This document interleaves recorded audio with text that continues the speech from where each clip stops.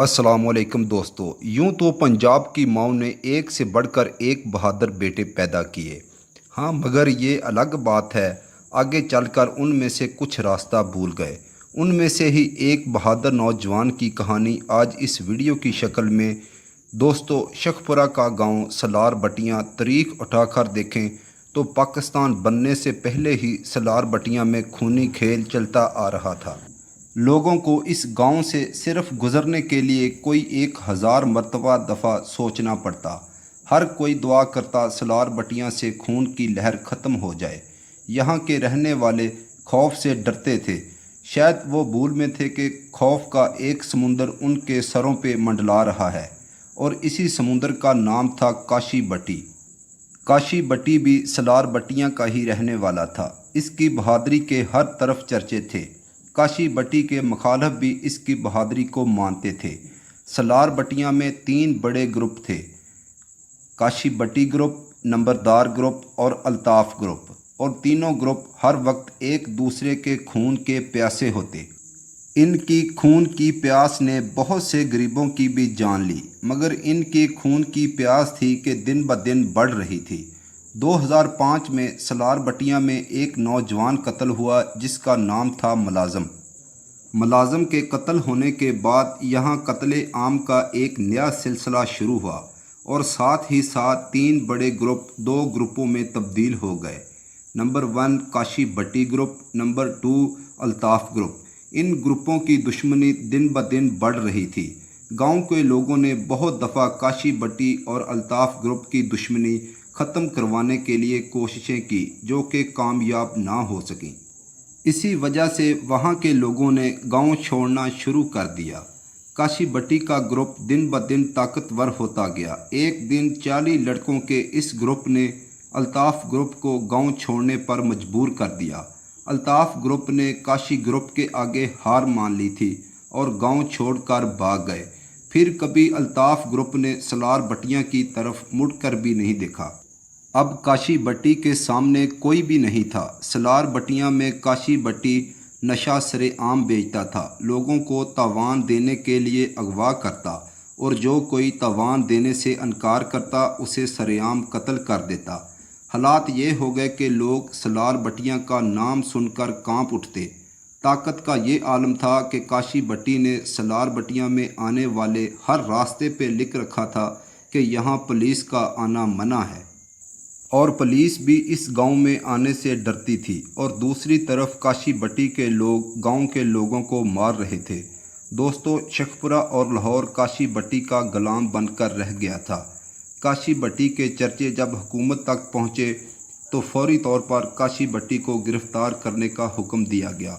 2008 में DSP Naseem Ahmad, DPO शखपुरा सुल्तान अली और RPO Nankana साहब असगर खान की क़यादत में एक टीम तश्कील दी गई और इसे सलार बटियां भेज दिया गया, जिनका मिशन था काशी बटी की गिरफ्तारी।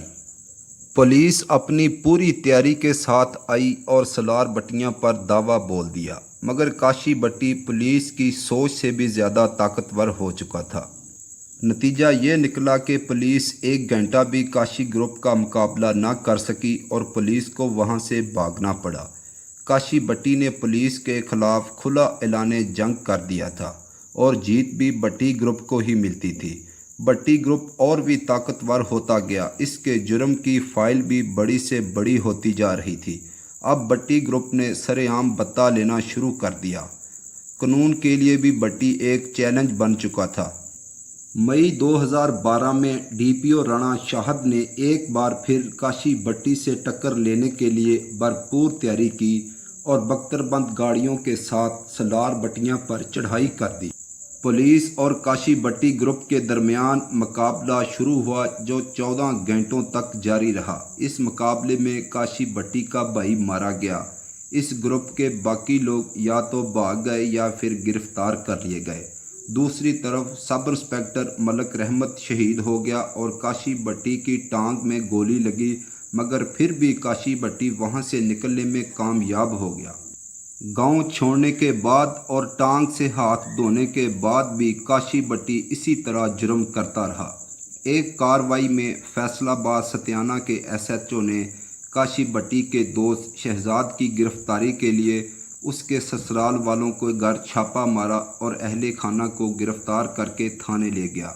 जब ये बात काशी भट्टी को पता चली तो उसने अपने साथी शहजाद को साथ लिया और पुलिस की वर्दी में जाकर एसएचओ के अहले खाना को भी अगवा कर लिया, जिसके बदले में पुलिस को शहजाद के ससुराल वालों को छोड़ना पड़ा। इस वाक़े के बाद पंजाब में एक बार फिर लोग काशी भट्टी के नाम से डरने लगे। पुलिस ने काशी भट्टी के सर की कीमत 50 लाख और इसके दोस्त शहजाद के सर की कीमत 20 लाख रुपए रख दी। पुलिस हर तरफ काशी भट्टी की गिरफ्तारी के लिए छापे मार रही थी और काशी भट्टी हर बार पुलिस की गिरफ्त से निकल जाता।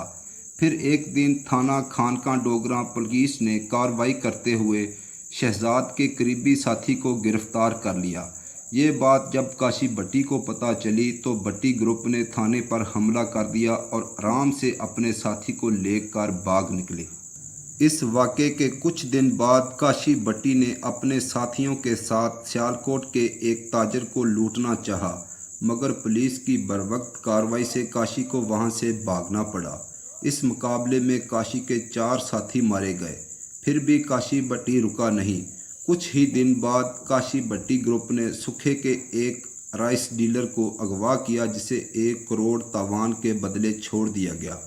इस वाक़े के बाद पंजाब हुकूमत ने डीआईजी जुल्फ़िकार अहमद चीमा को ये मिशन दिया। फिर 9 जून 2013 को पुलिस को इत्तला मिली कि काशी भट्टी अपने ग्रुप के साथ खानका डोगरा के एक ताजर को लूटने जा रहा है। पुलिस ने इस बार भरपूर हिकमत अमली तैयार की और खानका डोगरा के करीब काशी भट्टी का इंतज़ार करने लगी। जैसे ही काशी भट्टी पुलिस के घेरे में आया, पुलिस ने बिना कुछ देखे फायर खोल दिए और काशी भट्टी पर तब तक फायर करते रहे जब तक काशी भट्टी मर ना गया।